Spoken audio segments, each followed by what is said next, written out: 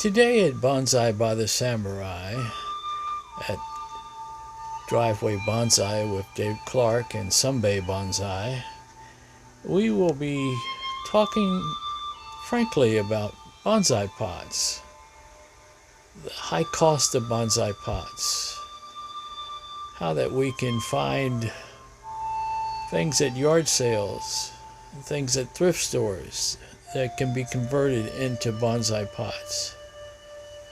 But if you want that classical look, you're going to have to pay the price for a traditional Japanese pot. And there are many American potters these days making really quality pots. And we know that there are good pots coming out of all countries now, some of them very costly. So if you want to get involved in bonsai, you got to take into consideration the cost of pots. Unless you have a nice natural stone you can deal with. Now, this is where we have our Thursday driveway bonsai at Dave Clark's house, and we can see there's quite a crowd here. We're early for a driveway bonsai at Dave Clark's house. He's the founder of Sunbay Bonsai, and we're going to have a frank discussion on bonsai pots and just what should we look for in a bonsai pot, and what else can we use other than your traditional bonsai pots. So Dave, what is your first thoughts to begin with? First, I'll say good morning there, Bonsai by the Samurai, and welcome to Coffee and Bonsai here at the Sunbay Bonsai. So anyhow, yeah, pots, interesting discussion. Could go quite a ways because it's a wide spectrum. We were talking earlier, it can be one of the pricier aspects of bonsai if you want it to be, because you can pay just about any amount of money you want for a nice handmade pot, especially coming out of Japan or China. But you can use any kind of pot actually, and really it's the artistic side of the house that you're really looking for. Of course, the pot has to work for the tree too, from a horticultural side of the house as well. So, but we can go all the way down to mame size pots that fit in the palm of your hand or on the tip of your finger. And later on, we'll walk around the garden and see some of the larger ones that you almost need a forklift to pick up. And you got everything in between. So I know you brought some with you, Bonsai by the Samurai, to take a look at. And then I brought a few unique ones out of my garden as well. Well, let's see. Let's take a look at that water one first of all over there. All right. Well, this is a Cracker Barrel purchase. It's actually a cast iron soap dish. And I saw it at a Cracker Barrel, and I said, you know what, that might make a nice kusanoma or something like that. So I went ahead and just put some soil in there and a few little So what does plants. something like that cost you? That was on sale for $7.99. So I see you got another one that's got water written on it. So what did that cost you? Well, a good friend of mine brought by a water can. It's a can of drinking water. And I just cut the top off, put a few holes in the bottom, put a little rim around the top, and threw a little Premna tree in there. So yes, you can look around. This little mame actually was just a little porcelain dish, and I drilled a hole in the bottom of it. You can look for bottle caps or table legs. All kinds of things can be converted into pots. So one thing you do have to look at, and I see you brought this wooden pot here, which is very nice, hardwood, probably a teak, I'm going to guess, or something like that. But one of the things you got to worry about, whether it's wood or metal, is how will it hold up over time. So if it's a temporary pot, probably going to be good for a couple years before it rots away, or you might have to protect the inside with like a wood hardener or something to try to make it last longer. But and then you also got to look for toxicity. Some of these things can leach out unwanted chemicals into your plant and cause problems. So keep an eye on that. But that's a nice looking round pot that you picked up there. And I see you got a couple of trays here, a wooden tray. And this has its own natural kind of drainage holes. You might need to drill a few in the bottom, but out the sides. So that's an interesting pot. And I see you even found a nice tray.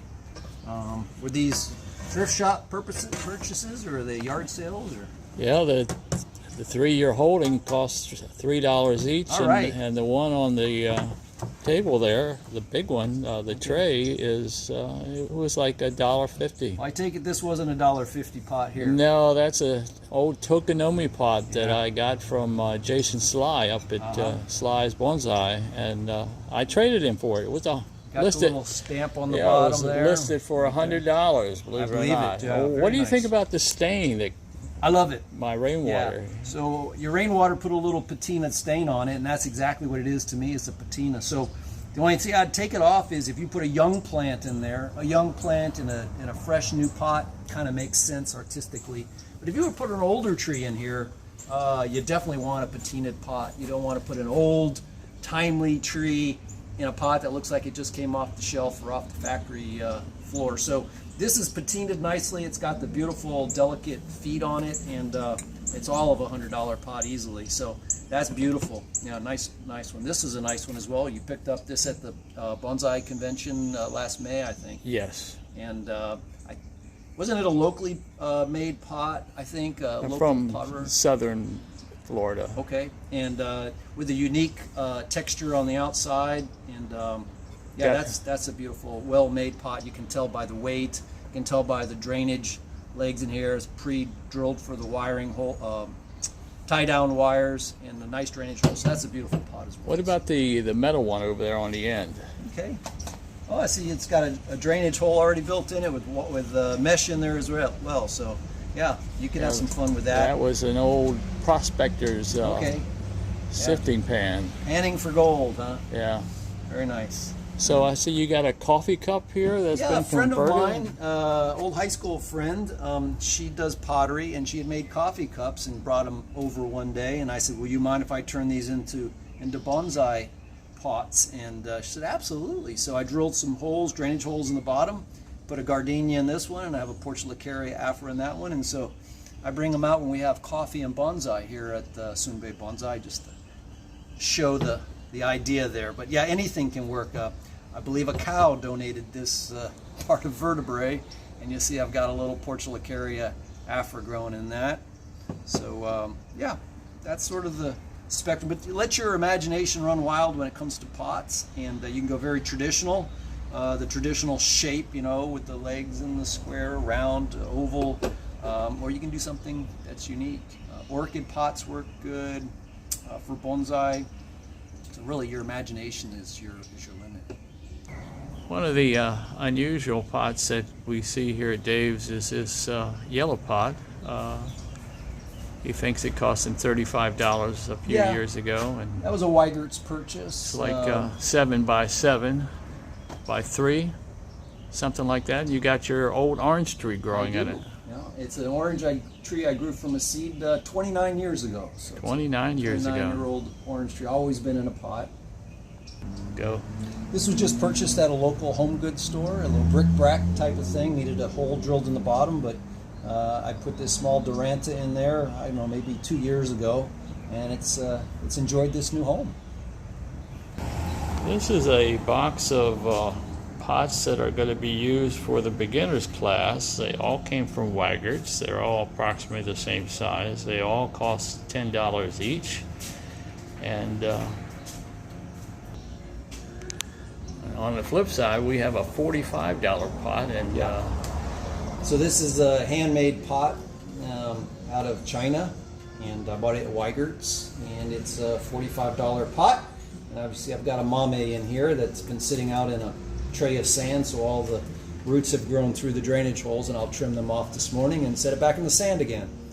One last look here. I wanted to mention Jenny Ellis one more time, who was the person that sold me a lot of those pots at her yard sale, and also this stand. The stand was only $5. Now my yellow pot there was $25 from Weigert, and it's got my little Portulacaria in it. Say what? Now, This pot that this Brazilian rain tree is potted into was made by a gentleman that lives in our community at Cypress Lakes by the name of Dwayne Holland. And he was a potter. He lived next door to my mother-in-law, God rest her soul. And he made all kinds of different things, but never made bonsai pots. And I suggested that he give it a try, and he's made a bunch of really beautiful bonsai pots. This being one of them. And Sweet. It's a beautiful color. It's got a nice base on it. It stands real well. It's a little bit of, it's not symmetrical. It's what you might call asymmetrical. But for this particular tree, the Brazilian rain tree and the color of it, it looks very well in that pot. Before we get into the action, let me show you this old model truck that he's got a tree growing through. And this roof tile, he's got this mondo grass growing on. And here's a giant plastic pot. And I'm telling you, that one's a big one. And here is the project of the day. This is a golden dewdrop. He's going to transplant this into another pot today.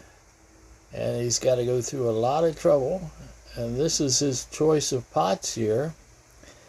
The top one is a plastic pot, smaller than the previous plastic pot, and then a mica pot.